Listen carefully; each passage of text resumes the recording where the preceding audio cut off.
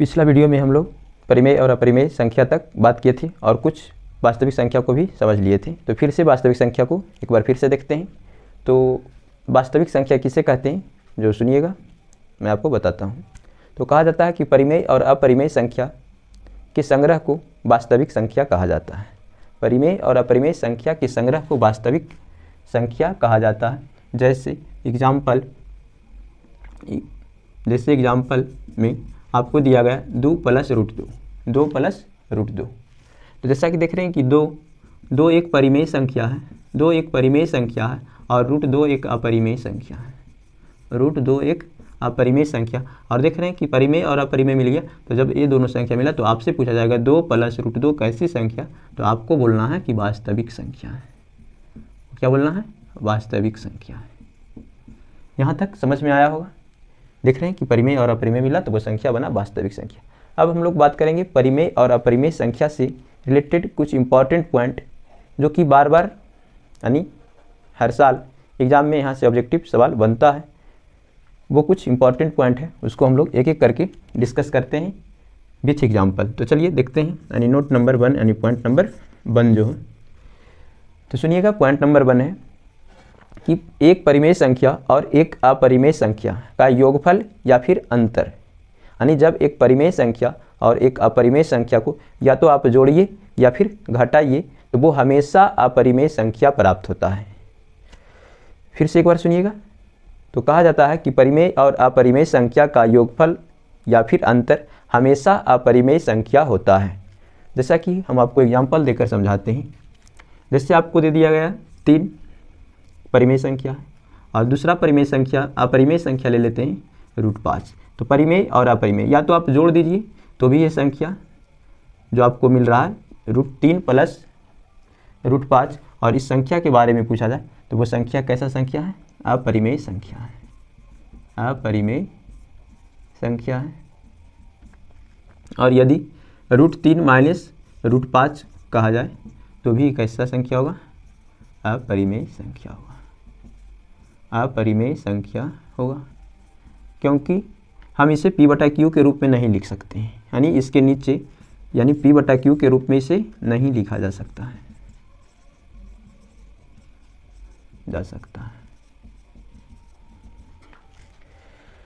तो example number, अब हम लोग चलने वाले हैं दूसरा पॉइंट पे, और दूसरा पॉइंट है कि 2 परिमेय संख्याओं का योग सदैव परिमेय संख्या होता है। यानी जब आप 2 परिमेय संख्या को जोड़िएगा तो हमेशा वो परिमेय संख्या होगा। तो चलिए एग्जाम्पल के माध्यम से देखते हैं। जैसा कि एक परिमेय संख्या आपको 4 दिया गया और दूसरा परिमेय संख्या आप कुछ भी ले लीजिए और उसको आप जोड़ के देखिए। चलिए दूसरा परिमेय संख्या मान लिया कि ले लेते हैं 3। तो देख रहे हैं कि 4 भी परिमेय संख्या, 3 भी परिमेय संख्या, यानी मिलेगा 7, और तो 7 भी कैसी संख्या है? परिमेय संख्या है। उसी तरीके से मान लिया कि 4 ही दिया गया और दूसरा परिमेय संख्या ले लिए -4। तो देख रहे हैं कि आपको मिला 4 + -4 यानी 0। तो 0 भी कैसी संख्या है? परिमेय संख्या है। तो देख रहे हैं परिमेय और अपरिमेय, परिमेय यानी 2 परिमेय संख्याओं का योग, यानी जब जोड़ रहे हैं तो वो हमेशा कैसा संख्या मिलता है? परिमेय संख्या। याद रखिएगा। अब हम लोग तीसरे पॉइंट पे चलते हैं, और हमारा तीसरा पॉइंट होगा कि 2 अपरिमेय संख्याओं का योग अपरिमेय संख्या होता है। यानी तीसरा पॉइंट का एग्जाम्पल हम लोग यहाँ पे देखते हैं। यानी 2 अपरिमेय संख्या √3 एक अपरिमेय संख्या, दूसरा अपरिमेय संख्या √5 ले लिए। जब इसका योगफल करते हैं तो जो भी संख्या यानी यही सेम रह जाएगा। यहाँ यदि पूछा जाए जोड़िए तो जोड़ने पे क्या हो जाएगा? √3 + √5, बस जस्ट सेम होगा। और ये जो संख्या है जो क्या रहेगी? अपरिमेय संख्या ही रहेगा। इसे क्या कहिएगा? अपरिमेय संख्या। अपरिमेय संख्या, यानी 2 अपरिमेय संख्याओं का योग अपरिमेय संख्या होता है। अब हम लोग बात करेंगे चौथे पॉइंट पे, और सुनिएगा हमारा चौथा इंपॉर्टेंट पॉइंट क्या होने वाला है। तो हमारा चौथा इंपॉर्टेंट पॉइंट है, कहा जाता है कि एक अशून्य परिमेय संख्या और एक अपरिमेय संख्या का भागफल एवं गुणनफल हमेशा अपरिमेय होता है। यानी पहला का अशून्य परिमेय संख्या यानी जीरो को छोड़कर परिमेय संख्या आपको लेना है।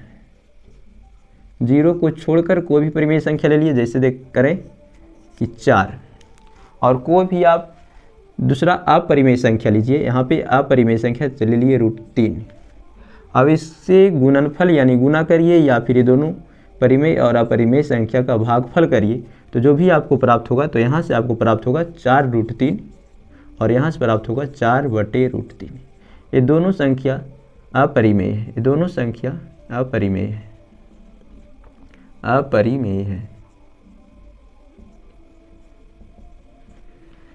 तो जैसा कि देख लिए कि जीरो को छोड़कर परिमेय संख्या लेना है और कोई भी अपरिमेय संख्या आप यहाँ पे उठा लीजिए और गुणनफल तथा भागफल यानी गुना या भाग करिएगा, तो जो भी आंसर मिलेगा वो अपरिमेय होगा। तो आपको लग रहा होगा कि जीरो लेने में क्या प्रॉब्लम है, तो देख लीजिए कि यहाँ पे परिमेय संख्या में हम लोग जीरो ले लेते हैं, तो 0 गुना √3 करते हैं या कुछ भी करते हैं तो वो 0 हो जाता है, और 0 भागा √3 या कोई भी संख्या ले लीजिए अपरिमेय संख्या, तो भी आंसर आपका 0 आ जाएगा। यानी 0 एक कैसी संख्या, तो 0 एक परिमेय संख्या है।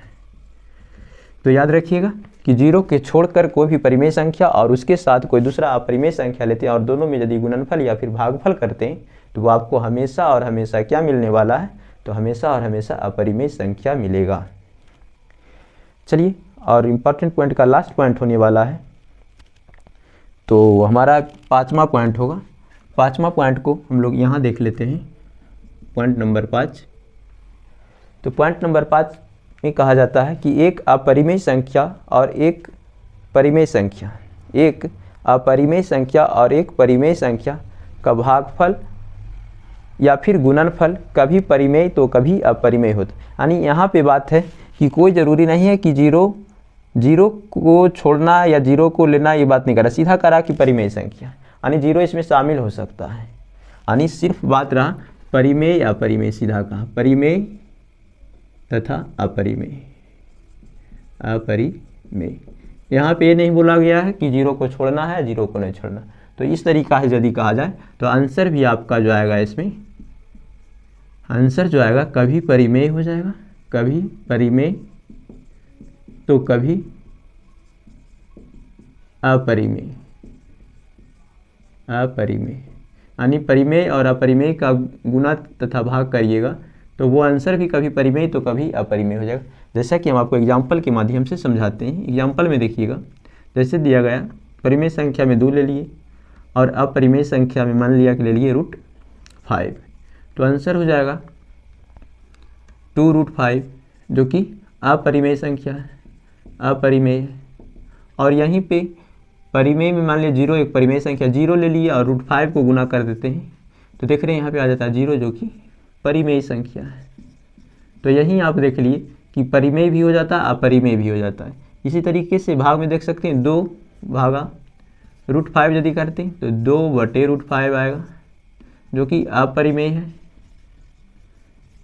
है, और यदि 2 भाग इसको यदि आप 0 कर देते हैं, परिमेय संख्या को 0 कर देते हैं और यहाँ पे √5 से फिर भाग करते हैं, तो आंसर आपका 0 आ जाता है, जो कि एक परिमेय संख्या है।